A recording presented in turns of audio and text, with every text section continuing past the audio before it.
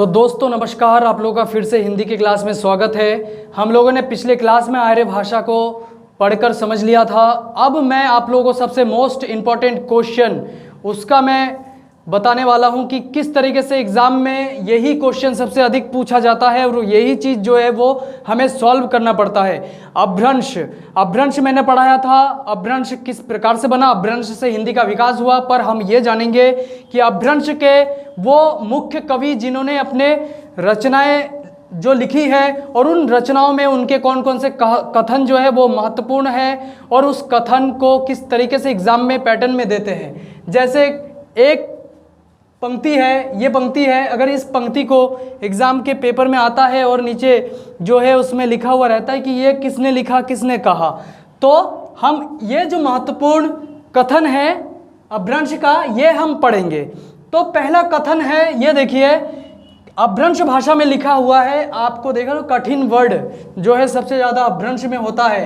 जो कहते हैं ना खड़ी टाइप का बोली है, वो खड़ी है, ये मतलब सबसे ज़्यादा कर्कश बोली इसको कहा जाता है। जाव ना आप जणियई ताव ना शिष्य करई, अंधा अंध कड़ाब तिम बेन वी कूप पड़ई। तो क्या कह रहे, जाना आप जनाइए मतलब जिसको आप नहीं जानते हैं, ताव ना शिष्य कराई उसको शिष्य मत बनाना। ठीक है, पहले का उसूल क्या होता था कि गुरु शिष्य बनाते थे और ढूंढ कर बनाते थे कि शिष्य होने का लायक है कि नहीं। पर अब क्या है, अब ये नहीं देखते, अब जिसको मिले उसको शिष्य बना लेते हैं ताकि वो सबसे ज़्यादा क्या करे, अपने आप को पॉपुलर बना सके, पैसा कमा सके। पर पहले क्या है, पहले गुरु लोग क्या उद्देश्य देते थे कि जाव ना आप जनइए, जिसको तुम नहीं जानते हो मतलब उसके मन में क्या है, वो कैसा है, ताव ना शिष्य कराइए, उसको शिष्य मत बनाओ। नेक्स्ट लाइन में क्या लिखा है कि अंधा अंध कड़ाब तिम वेन वी कूप पड़ई, मतलब क्या कह रहे हैं कि अंधा अगर अंधे को कुएं से निकालने की कोशिश करता है तो दोनों ही उसी में जाके गिरते हैं। ठीक है, दोनों ही अंधा हो तो किसी का कोई भला नहीं कर पाएगा। तो ये कथन किसका कथन है, ये सरहापा। सरहापा अपभ्रंश साहित्य का सबसे पुराने कवि है और सरहापा के द्वारा ही सबसे पहले अपभ्रंश में रामायण लिखी गए थे। तो इसमें दोहा कोश से लिया गया है ये कथन, सबसे ज़्यादा इम्पोर्टेंट है और अधिकतर चाहे कितने भी हायर लेवल का एग्ज़ाम हो यही क्वेश्चन आता ही है। तो उसमें से कुछ सबसे मोस्ट इम्पॉर्टेंट क्वेश्चन लेकर ही मैं आया हूँ और उसी को बताऊँगा। जो इम्पॉर्टेंट है मैं सिर्फ उसी को पढ़ाऊँगा, आप लोग केवल ध्यान से इसको देखिए, आराम से पढ़िए। नेक्स्ट देखिए पंक्ति में क्या है, ये पंक्ति आएगा एग्जाम में कि जही मन पवन ना संचरई, मतलब जिस मन में हवा भी नहीं घुस सकता, पवन का प्रवेश ना हो, रवि शशि नाहा प्रवेश, मतलब उसमें सूर्य और चंद्र भी जिसमें प्रवेश ना कर पाए, ताही बट चित्त विसान, चित्त तू वही विसान करूँ, मतलब वही जाके विश्राम कर, मतलब अपना जो चित्त है जहाँ इधर उधर भटक रहा है, मन है, उसको कहा तू वही जाके विश्राम कर जहाँ कोई प्रवेश ना कर सके, वहाँ जाके तू कहीं पे भटक नहीं पाएगा।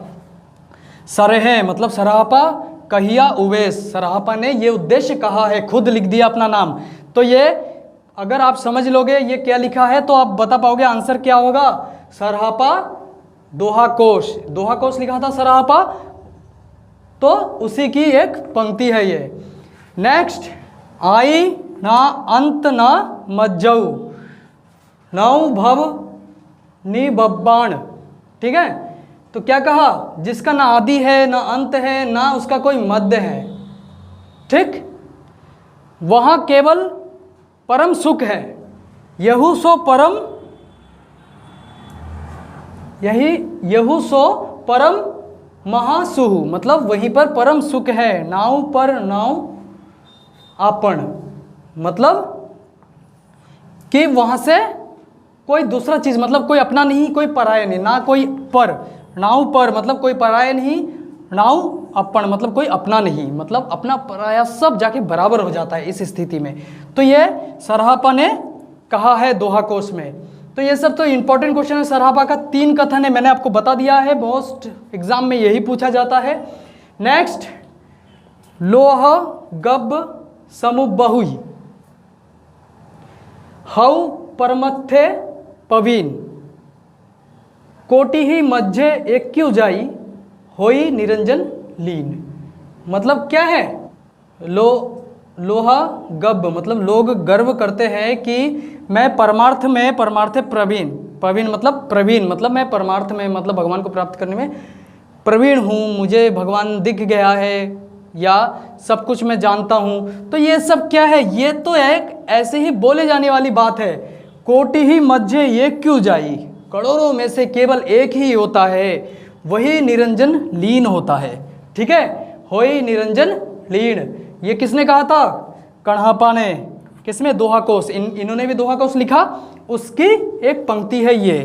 ठीक है, तो दोस्तों आज इतना ही है। सारे इंपॉर्टेंट जो है कुछ मैंने बता दिया है, कुछ नेक्स्ट वीडियो में मैं आपको बताऊंगा। मिस मत करना, पुराने वीडियोस को भी देखते रहना। नए हो तो सब्सक्राइब कर लेना, लाइक करना और शेयर करना। तब तक के लिए धन्यवाद और नमस्कार।